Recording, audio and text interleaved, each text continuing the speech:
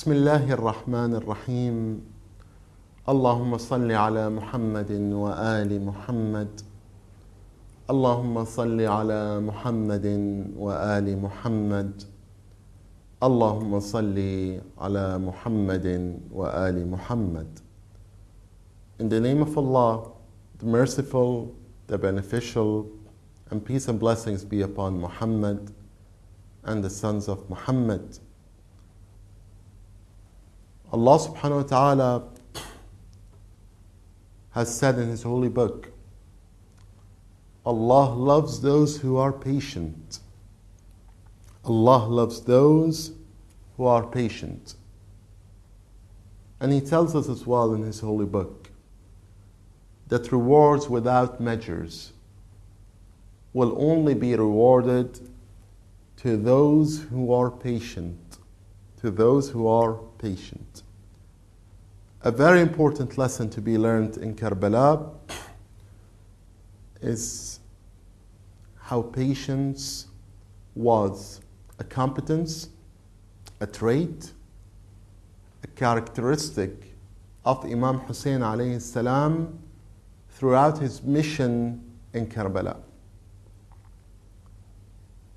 It's very hard for a person to resist temptations when he has a choice of being killed or accepting dhullah, accepting humility. However, Imam Hussein alayhi salam refused to practice submissiveness to the regime of Yazid ibn Muawiyah and was patient on the right path. And over here, when we look at patience and its importance, we should acknowledge that those loyal companions in Karbala were patient because they regarded this life as a transit to the hereafter. Let's say you fly all the way from Amsterdam to Singapore. You fly all the way from Amsterdam to Singapore. You catch a KLM flight and you head over to Schiphol Airport, heading to Singapore International Airport. The flight is actually a 9-hour flight, but there's a stopover. There's a stopover in Bangkok, Thailand, a transit for an hour.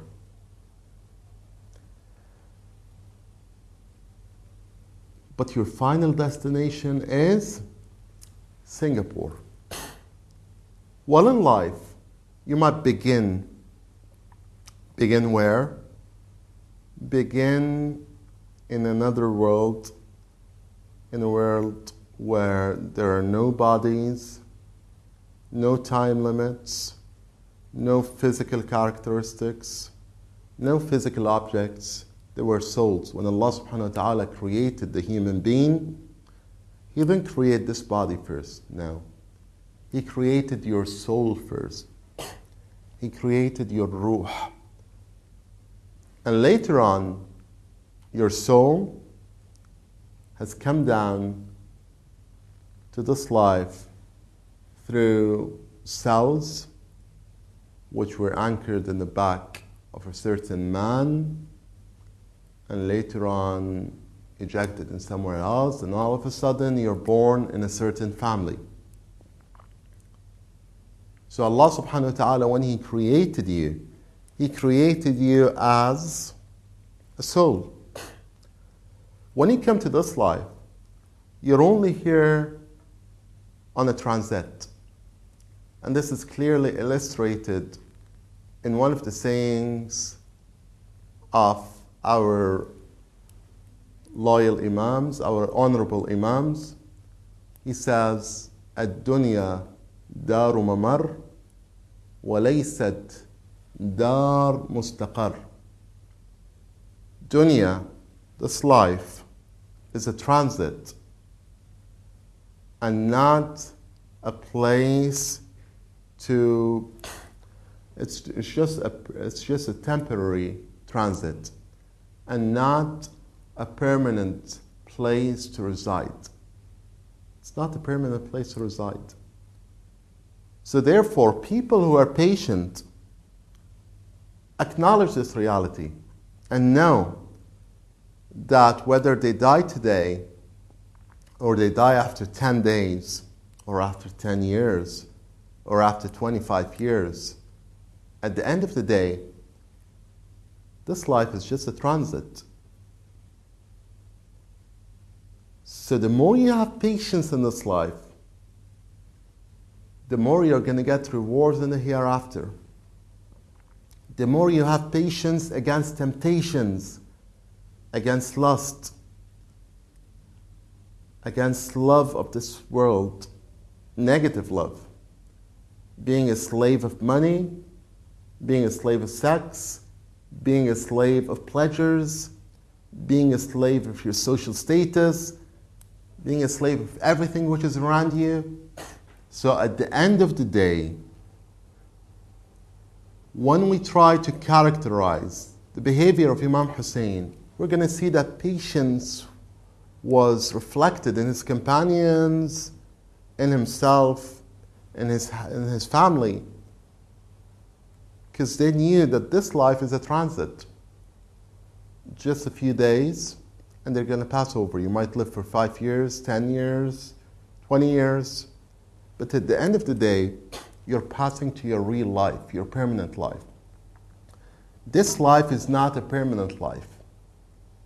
It's just a transit. Once that point is clearly anchored in the minds of others, they're gonna be able to practice patience.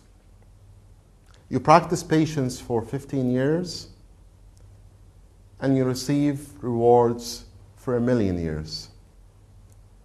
If you test it on a level of return on investment, you're going to reach to this conclusion that's much more strategic for you to have patience. That's why Imam Hussein was able to practice patience at each and every level.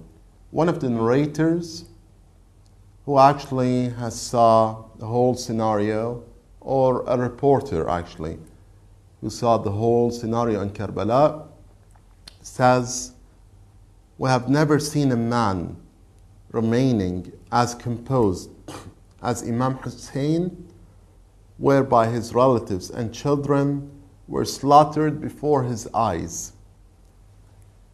Imam Hussein was standing and all he saw was decapitated heads, butchered bodies, but yet he knew that it's just a few hours and they're going to receive their rewards from Allah subhanahu wa ta'ala. May Allah enlighten our hearts with the love of Imam Hussein, and peace and blessings be upon Muhammad and the sons of Muhammad.